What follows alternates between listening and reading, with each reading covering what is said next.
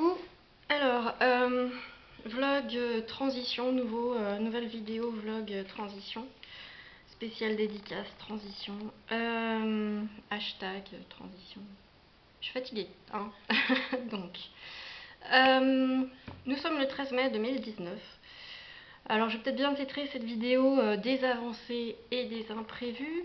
Donc, je vais faire un petit bilan, un petit point sur la situation. Donc je vais vous faire un petit tour du propriétaire, comme on dit. Alors ce sera un mini tour du propriétaire, hein. Je ne vais pas faire le tour de toute la maison.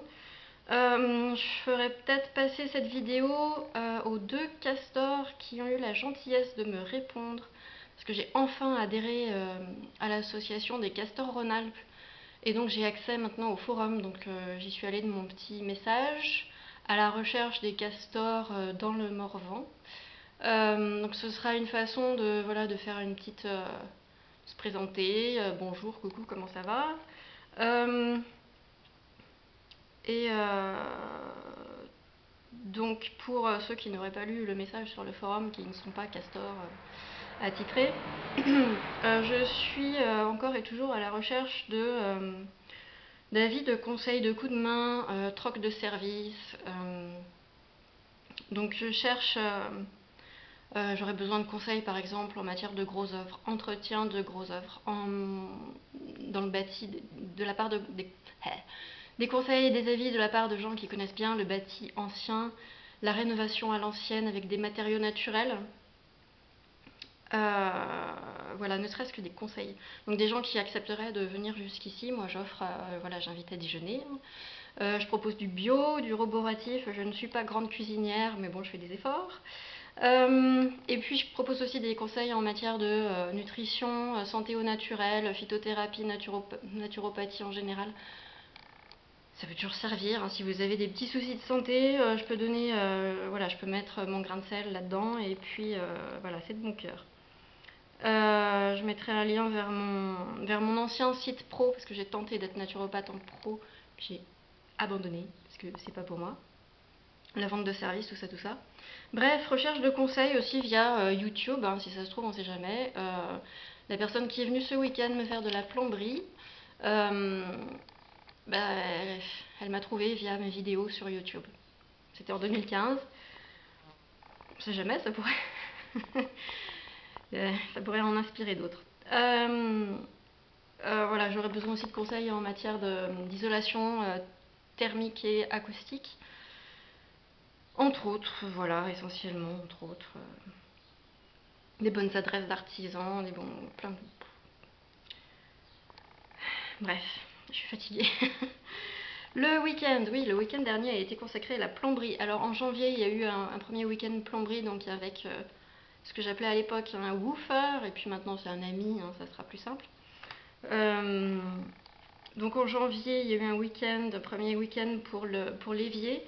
Alors l'évier, je vais commencer mon petit tour. Donc voilà, il y a eu des premiers travaux en janvier pour changer donc le robinet, le siphon, faire des réparations sur l'écoulement. En mars, il y a eu le mur a été percé pour faire arriver l'eau, hop, dans cette magnifique salle de bain. Donc en mars, il y avait de l'eau qui arrivait après le second week-end plomberie. De l'eau froide arrivait au robinet ici, ça a été déjà très bien. Et puis ce week-end, il y a eu donc la pose du chauffe-eau. Et le chauffe-eau fonctionne, le chauffe-eau est branché. Alors pour le moment, c'est un petit peu à la one again, comme on dit. Voilà, pour le moment, le chauffe-eau il est branché sur une prise, mais bon, évidemment, la prochaine fois, ce sera raccordé au compteur, enfin oui, au compteur, au tableau. Les WC ont été changés ce week-end aussi, alors voilà, les nouveaux WC. Ça marche, ça ne fuit pas, c'est juste que ce n'est pas encore raccordé, raccordé à l'arrivée d'eau. Donc il faut encore remplir la chasse d'eau avec le seau. Mais ça fonctionne. Et puis une prochaine fois, donc en principe, mon plombier amateur va me poser une petite douchette sur la chasse d'eau et ça permettra d'arrêter de se servir de PQ. Alors pour le moment, pour la petite histoire, le PQ, je le brûle. Oui, elle brûle son PQ. Parce que je n'ai toujours pas trouvé ma fosse septique. Je ne sais pas si elle est accessible, je ne sais pas s'il y a une trappe. Donc j'ai pas envie qu'elle se bouche, donc en quelque sorte je l'économise. Oui, je sais, c'est bizarre. Hein. Mais bon, voilà. À terme, il y aura une douchette, ça me permettra d'arrêter de brûler mon PQ. Voilà, donc ça fonctionne. Ensuite, oui, la très très grande, l'autre très grande avancée, c'est que, voilà, j'ai une box. Alors ça clignote là parce que j'ai débranché la prise téléphonique. Voilà, là je suis sur le point de partir, donc je débranche un peu tout. Voilà, donc maintenant j'ai un téléphone fixe. Pardon. J'ai un téléphone fixe. J'ai internet. C'est indispensable quand on est électro-hypersensible. Oui. Pour éviter de se frire la tête en se connectant à internet via un smartphone. Ça c'est juste hors de question. Et pour éviter de passer des heures au téléphone avec Orange par exemple, avec l'administration, etc. C'est bien d'avoir un fixe quand on est électro-hypersensible. Voilà, et comme ça je me connecte à internet par connexion filaire. Ça marche très bien, les connexions filaires. Ça marche encore, c'est fou. Donc Orange a mis 8 mois à réactiver la ligne, hein. C'est inénarrable, donc je ne vais pas raconter parce qu'on y sera encore là demain, comme eux. Hein. Bref, j'ai rangé mon bois. Là je viens de passer 2 semaines ici, j'ai enfin fini de ranger mon bois, on est en mai. Le bois je crois que je l'ai rentré, il a été livré en octobre. Il va falloir que j'en fasse rentrer voilà, à nouveau quelques stères parce qu'il m'en reste encore bien facile 3 voire 4 stères, mais c'est essentiellement du chêne qui n'est pas bien sec. Donc il va falloir que je fasse rentrer du bouleau, du feuillard, du charme, ce genre de bois qui sèche plus vite. Et puis l'allumage inversé, hein, ça c'est quelque chose que j'ai découvert, que j'ai commencé à faire début avril et ça marche du feu de Dieu, l'allumage inversé. Alors tous les travaux, toutes les demandes d'aide auprès de l'ANA sont en stand-by, on va dire. Maintenant j'en suis à me demander, mon plombier amateur m'a dit mais est-ce que ce serait pas plus cohérent d'utiliser les aides pour changer la chaudière? Moi je voudrais une chaudière, éventuellement si je dois avoir une chaudière, ça devrait être chaudière à pellet granulé. Est-ce que ce serait pas plus cohérent d'utiliser les aides pour mettre une chaudière et puis comme ça au cas où tu vendrais par exemple, ce serait plus intéressant d'avoir une chaudière oui, plutôt que d'utiliser les aides pour changer la vieille cuisinière à bois. Mon plombier amateur se propose pour me changer ma cuisinière pour me poser un poêle d'occasion. Sauf qu'il n'a jamais fait et que j'avoue que autant la plomberie, que ce soit fait par quelqu'un qui a simplement un talent particulier pour la plomberie qui n'est pas pro. Bon, la plomberie, s'il y a une fuite, ben on coupe l'eau. Autant jouer avec le feu. Voilà, c'est pas tubé. Je pense que c'est un peu plus casse-gueule. Si ça crame, si ça prend feu, on fait quoi? Voilà, je me pose des petites questions. J'ai défriché, je vais vous emmener voir ce qui reste de friche. Alors, paradoxalement, ça peut sembler curieux.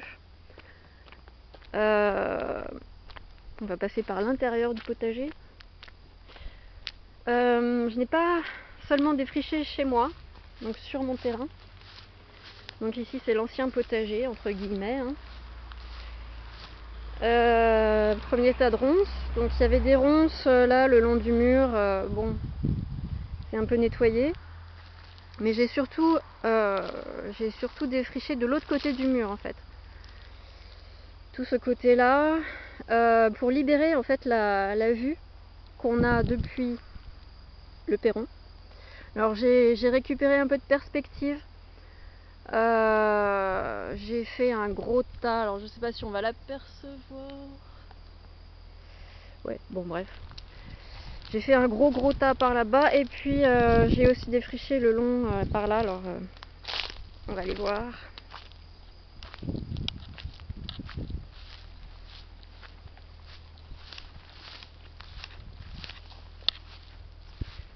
Alors j'en ai déjà brûlé une partie, je sais c'est pas bien de faire des feux, mais j'ai pas de remorque pour emmener tout ça à la déchetterie. Il faudrait que j'en loue une. Et quand on a des gros tas de ronces, alors je vais faire le singe. Hop là.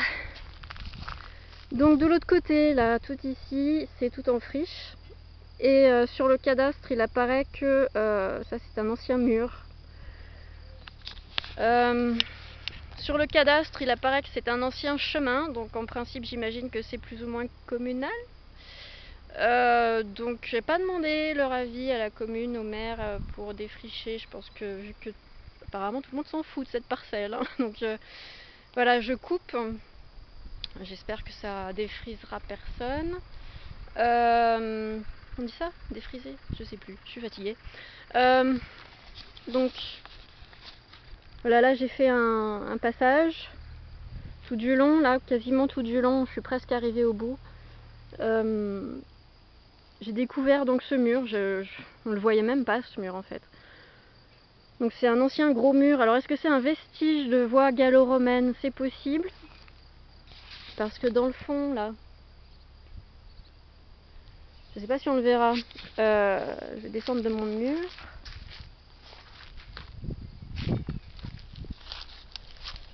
Dans le fond, voilà, on voit la route, c'est tout droit.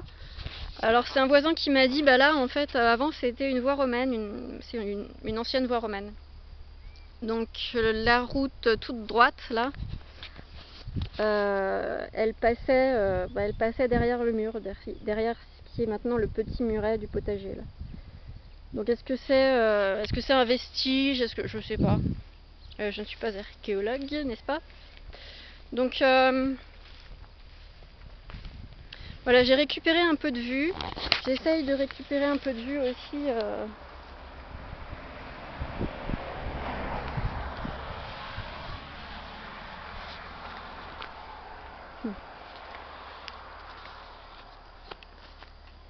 Ouais. Donc, je disais ma vue.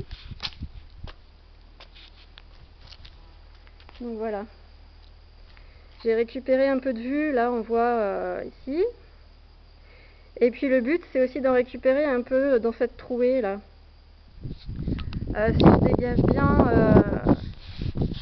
Si je dégage bien tout ce mur, tout cet ancien mur là, ça me permettra peut-être de retrouver une petite perspective, une petite vue sur la prairie qui est juste derrière. Je me dis, à l'origine, cette maison, enfin c'est curieux, une maison qu'on construit là, sans vue. Sur le coup, ça m'avait pas sauté aux yeux, si je puis dire. Bref. Donc, oui, je défriche. Ça me passe les nerfs. Quoi d'autre? Ah oui, les tomates. Alors, tour du propriétaire aussi. Donc, il m'en reste quoi? Le tiers à gratter? J'ai pas fait grand chose là, ces 2 semaines, j'ai juste gratté ces 2 lignes là. Alors ça c'est un enduit, c'est une belle saloperie, ça se gratte assez difficilement. J'ai pas mon petit outil ici, mais enfin j'utilise, c'est quoi? C'est un couteau à plâtre, je sais plus trop quoi, enfin bref. C'est ici que je dors quand j'ai un invité, donc je mets un matelas par terre tout simplement. Voilà.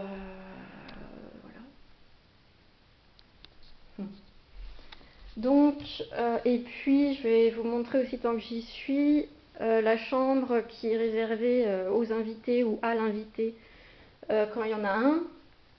Voilà, c'est la chambre que j'appelle Flower Power. Power, voilà. Avec une jolie vue, voilà, sur les vaches. Alors si j'avais beaucoup de sous, là, je ferais une grande baie vitrée là qui donnerait sur une terrasse, qui donnerait sur un escalier, qui mènerait dans le champ derrière. Ça serait un tableau magnifique. Voilà. C'est bien de rêver, hein. On peut toujours rêver. Quoi d'autre?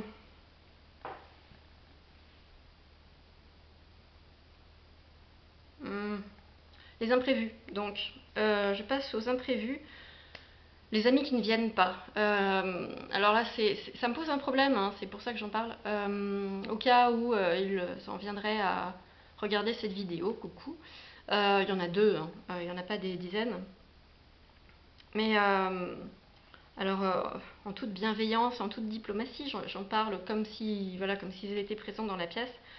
Les amis qui ne viennent pas, qui disent oui, oui, je viendrai et qui ne viennent pas, au final, ça peut franchement. Je dirais pas que ça me met dans le caca, mais à la base ici, il était prévu qu'on soit deux. J'ai acheté cette maison, je me suis dit ça devrait pouvoir le faire, parce qu'un ami semblait très très motivé. Il m'avait dit si tu achètes une maison, je te loue une chambre. Et je t'aiderai à faire des travaux, tout ça. Location entre guillemets, hein, prix d'amis, troc de services, etc.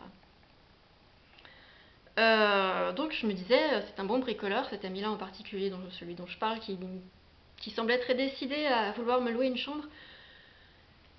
Je me disais, oui, ça devrait pouvoir le faire, il sait faire plein de choses, il s'y connaît en permaculture, c'est cool. Il n'est pas venu parce qu'il lui faut Internet, il est électro-hypersensible comme moi. Orange ne mettait pas de ligne fixe, donc comment est-ce qu'on se connecte? On va se cramer le cerveau tous les deux, 1 heure, 2 heures par jour, parce que ce monsieur a besoin d'Internet. Ben non, c'était pas possible, donc il fallait attendre qu'Orange se décide, Orange et ses sous-traitants. Bref, je me retrouve toute seule. Et c'est sûr que cette maison-là toute seule, c'est lourd.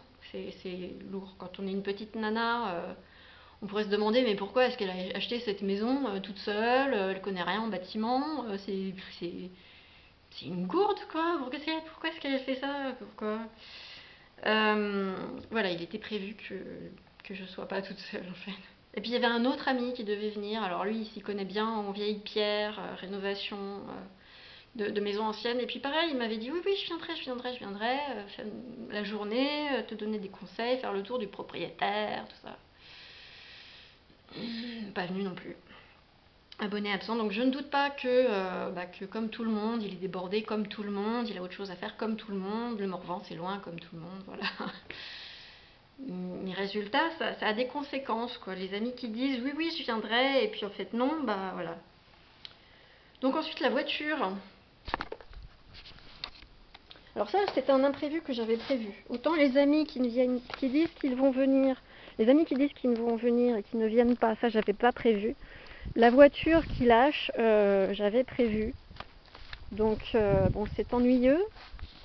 Donc mon ami plombier qui est venu là, voilà. T'attends.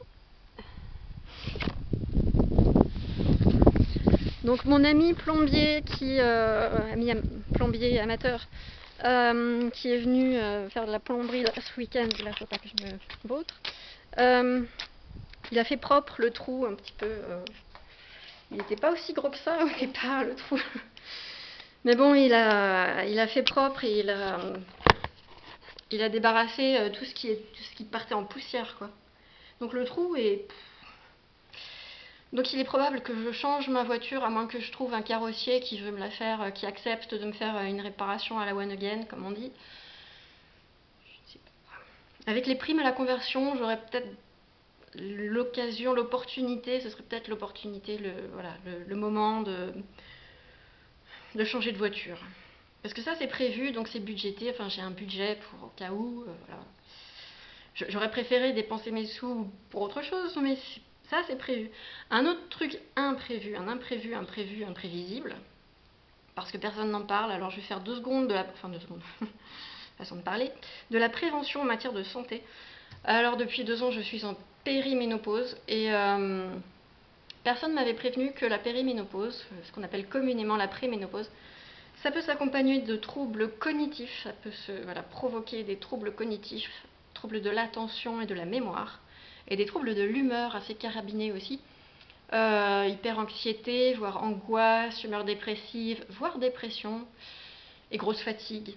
Alors, quand on est peinard chez soi, dans un petit appartement de 50 mètres carrés, et qu'on n'a pas de travaux à faire, ni rien, que les amis viennent ou viennent pas, après tout, on s'en fout, mais quand on a un truc comme ça sur le dos et qu'on se retrouve en périménopause avec des gros troubles cognitifs et gros troubles de l'humeur, on aurait dû me prévenir. Ah, t'es en préménopause, ne déménage pas. Non, tu ne fais rien. Tu ne vois personne, tu ne prévois rien, rien. Tu te mets les doigts de pied en bouquet de violette et t'attends que ça passe. Sauf que ça peut durer 15 ans aussi, ça on ne le dit pas aussi, donc je ne sais pas combien de temps ça va durer. Même, voilà, même les médecins, les troubles cognitifs, c'est pas le symptôme le plus commun. Non, c'est pas le plus commun, non, mais ça peut être franchement le plus chiant. Enfin, un des plus chiants en tout cas.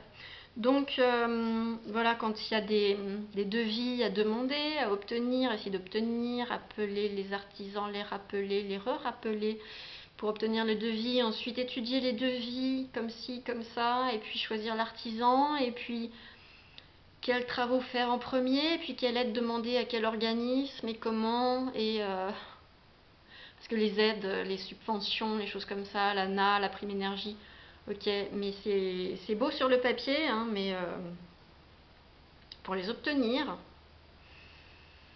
c'est pas adapté pour les femmes en préménopause avec des troubles cognitifs en fait. Mais bon, bref.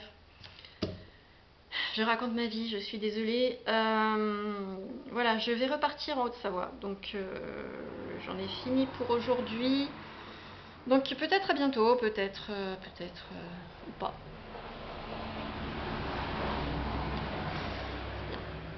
Oui, j'ai une route devant chez moi et parfois les gens se croisent et ça les fait ralentir. C'est limité à 50, mais c'est pareil, c'est comme les aides, c'est sur le papier, enfin sur le panneau. Voilà. Sinon, c'est un coin charmant, hein. On est allé se promener hier, c'est bucolique, le bocage, c'est charmant. Voilà. Ah oui, non, j'ai oublié de dire ça. Que, en fait, il y a quelques nuits en arrière, j'ai eu une martre ou une fouine qui est venue foutre le boxon dans le grenier pour la première fois. C'était super flippant, je me suis dit, est-ce que c'est des petits cons qui sont venus squatter le grenier? Non. J'ai eu la flemme d'y aller, mais au bout d'un moment, 2 minutes, je me suis dit, ah, mais ça doit être une bestiole. Mais du coup, quand même, ça m'a fait bien stresser. Donc, j'ai fait une grosse insomnie, j'ai eu un temps fou à me rendormir. Et pour la première fois depuis que je suis là, depuis septembre, pour la première fois, je me suis dit, ça y est, j'ai envie de vendre.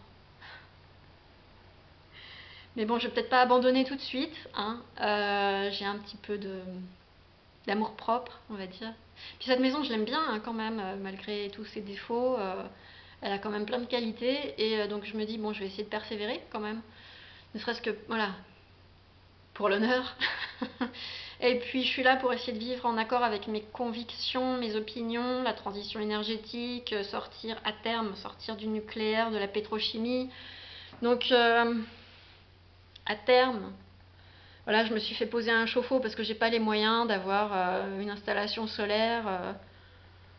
Ça serait encore plus compliqué, encore plus coûteux. Bon, à terme, le chauffe-eau virera et sera remplacé par du solaire, je pense. Voilà, donc j'ai besoin d'une maison pour mettre en pratique tout ça, au moins pour essayer. C'est pas facile, essayer, mais au moins essayer, quoi. Sinon, j'aurais trop honte d'avoir des opinions et puis d'avoir blablabla, faire comme les politiciens, hein, blablabla. Non, j'essaye de faire aussi. Et c'est compliqué, c'est dur. C'est franchement dur, en fait. Voilà, je rigole parce que j'ai bien dormi cette nuit, donc ça va mieux. Mais ouais, faut s'accrocher, quoi. Et puis de temps en temps, voilà, quelqu'un vient donner un coup de main. L'autre jour, il y a 2 semaines, c'était un voisin qui est venu. Non, c'était le mois dernier. Trouble de la mémoire, hein, je vous assure. Donc il y a un voisin qui est venu mettre un coup de tronçonneuse à quelques vieilles branches là-bas de l'autre côté. Bon, voilà, c'est cool. Donc faut persévérer, hein, parce que de toute façon on va dans le mur, paraît-il, hein. Donc si on persévère pas dans ce sens-là, si on persévère dans l'autre sens, côté mur, ça va pas le faire non plus. Bref, je crois que j'ai fini de raconter ma vie, donc à la prochaine fois.